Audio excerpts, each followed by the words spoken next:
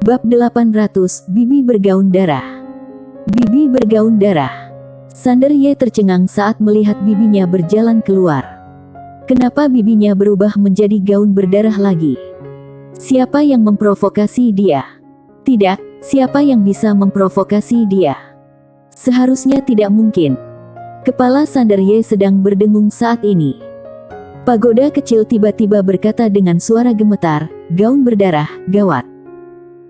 Terakhir kali dia bergaun darah, itu karena Master Pedang Dunia tertidur dan dia ingin menghancurkan seluruh alam semesta dan memiliki niat membunuh, sehingga gaun polos berubah menjadi gaun darah. Apa alasannya kali ini? Pagoda kecil segera memikirkan tuan muda itu. Master Pedang Dunia. Apakah tuan muda meninggal? Memikirkan hal ini, pagoda kecil langsung terkejut. Ide ini tidak dapat diterima. Terlebih lagi, tuan muda tak terkalahkan. Ditambah lagi, dia ditemani oleh Kak Destri bergaun polos. Apakah ada pertengkaran? Pagoda kecil juga penuh keraguan. Dengan kemunculan wanita bergaun polos, semua pria kuat dari peradaban Guyan di lapangan mengerutkan kening, kemudian ekspresi mereka berangsur-angsur menjadi serius karena mereka sama sekali tidak bisa merasakan aura wanita bergaun polos di depan mereka. Seolah-olah itu tidak ada. Yinia di sebelah Sander Ye memandang wanita bergaun polos dengan rasa ingin tahu. Pada saat ini, wanita bergaun polos tiba-tiba menoleh untuk melihat ke arah Yinia. Yinia merasakan hawa dingin yang tak dapat dijelaskan di sekujur tubuhnya, tangan dan bersembunyi di belakang Sander Ye, seperti tikus melihat kucing. Sander Ye menarik Yinia dan hendak berbicara. Pada saat ini, wanita cantik di kejauhan tiba-tiba terkekeh, kamu ada di belakangnya. Wanita bergaun polos melambaikan lengan bajunya. Bang! Wanita cantik itu langsung meledak dan berubah menjadi debu. Setiap orang. Wanita bergaun polos melambaikan lengan bajunya lagi, dan di lapangan, kepala puluhan ribu ahli peradaban kuno naik ke langit. Darah mengalir deras ke langit. Wanita bergaun polos tidak berkata apa-apa, berbalik, dan langsung menghilang dari tempatnya berada. Bunuh saja dan pergi. Tanpa omong kosong. Di tempat yang sama, Sander Ye melihat hujan darah dan kepala yang jatuh. Dia tidak berkata apa-apa untuk waktu yang lama. Yinia menarik Sander Ye dengan erat dan berhenti menjilati manisan Hao. Setelah sekian lama, pagoda kecil tiba-tiba berkata, dia sudah pergi. Sander Ye perlahan mengangkat kepalanya dan melihat ke langit, lalu berkata dengan lembut, bibi sepertinya benar-benar sangat marah. Pagoda kecil berkata dengan sungguh-sungguh, itu pasti ada hubungannya dengan ayahmu. Sander Ye sedikit mengernyit, apa terjadi sesuatu pada ayah? Pagoda kecil berkata, tidak, ayahmu juga tidak terkalahkan. Apa yang bisa terjadi padanya? Sander Ye sedikit bingung, bagaimana niat membunuh bibiku bisa begitu besar? Pagoda kecil berkata dengan sungguh-sungguh, aku tidak tahu. Setelah Sander Ye merenung dalam waktu lama, dia menggelengkan kepalanya dan tersenyum, lalu berhenti memikirkan masalah ini. Lebih baik dia tidak terlalu mengkhawatirkan hal-hal di antara mereka. Sander Ye menarik kembali pikirannya, lalu membuka telapak tangannya, dan dalam sekejap, puluhan ribu cincin penyimpanan terbang ke tangannya. Sander Ye melakukan pemindaian kasar dan menemukan bahwa ada 380 garis keturunan leluhur di puluhan ribu cincin penyimpanan, hampir 1 juta sumber leluhur, benda ilahi serta harta spiritual lainnya yang tak terhitung jumlahnya. Properti dari satu peradaban. Biarpun orang-orang di depan mereka tidak dapat sepenuhnya mewakili seluruh peradaban Guyan, tidak ada keraguan bahwa orang-orang ini adalah orang-orang terkuat di peradaban Guyan. Dan mereka secara alami adalah yang terkaya di peradaban Guyan. Ditambah garis leluhur dari peradaban Guyan, dia kini memiliki lebih dari 400 garis keturunan leluhur.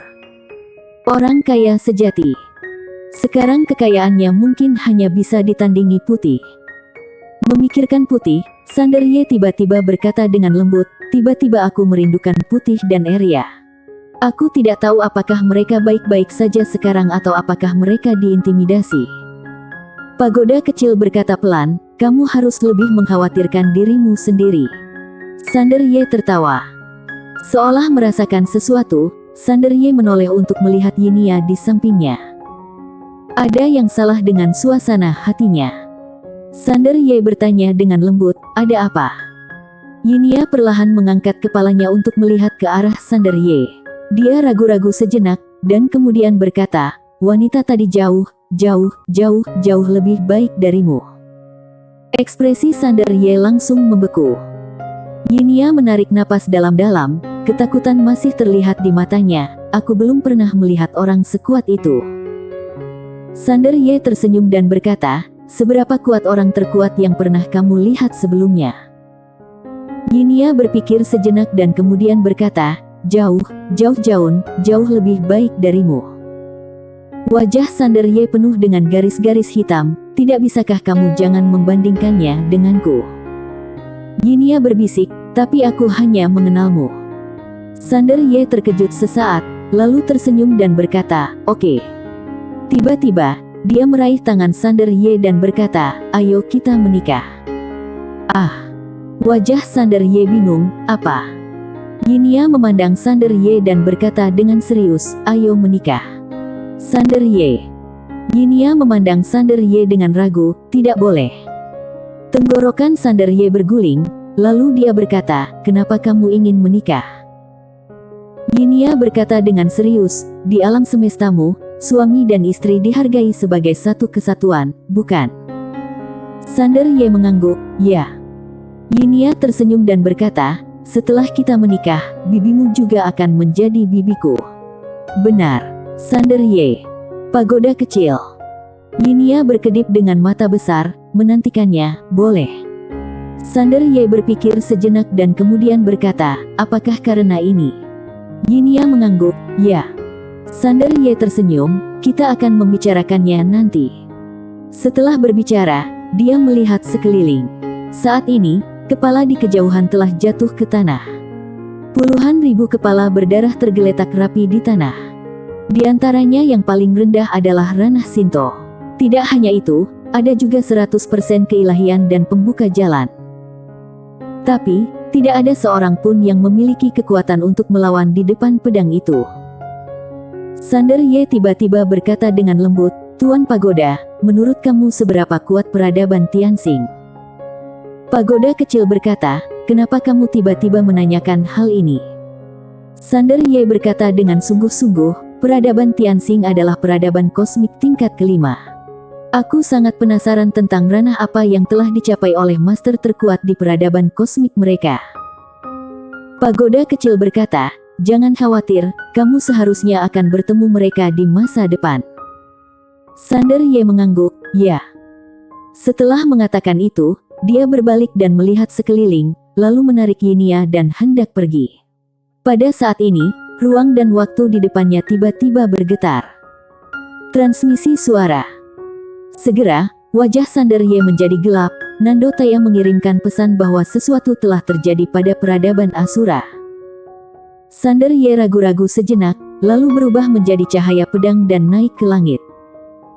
Biarpun dia tidak memiliki kesan yang baik terhadap klan Xuan dan klan Asura, dia masih memiliki kesan yang sangat baik terhadap klan Taya dan Xingyu. Peradaban Junlin. Daizong sedang duduk bersila di langit berbintang. Di atas kepalanya, rune aneh yang tak terhitung jumlahnya mengambang, dan setiap rune berisi kekuatan jalan Tao yang kuat. Seluruh langit berbintang dipenuhi dengan kekuatan jalan Tao. Jalan Tao yang sudah ada. Tangan Daizong membentuk mudra tangan misterius, dan saat mudra tangannya berubah, jimat jalan Tao di atas kepalanya tiba-tiba mulai bergetar. Tidak lama kemudian, semua jimat jalan Tao tiba-tiba berubah menjadi seberkas cahaya dan tenggelam ke alis Daizong. Bang! Aura jalan Tao yang menakutkan tiba-tiba muncul dari tubuh Daizong, dan seluruh langit berbintang menjadi ilusi dan transparan pada saat ini. Daizong perlahan membuka telapak tangannya, dan segel jalan Tao tiba-tiba muncul di antara alisnya. Segel jalan Tao yang tersedia. Buat jalan sendiri. Pada saat ini, seorang lelaki tua tiba-tiba muncul di depan Daizong. Lelaki tua itu membungkuk hormat kepada Daizong dan berkata dengan penuh semangat, "Selamat, Tuan Muda, karena telah membuka jalan sendiri, menjadi praktisi pembuka jalan termuda dalam sejarah peradaban Junlin. Daizong perlahan membuka matanya, dan sebuah cahaya muncul di matanya. Dia dengan lembut menyentuh segel jalan Tao di antara alisnya, dan kemudian menertawakan dirinya, menciptakan jalan sendiri. Ini sama sekali bukan jalan sendiri. Itu hanya dapat dianggap sebagai ranah Ping Tao. Orang tua itu sedikit bingung, Ping Tao.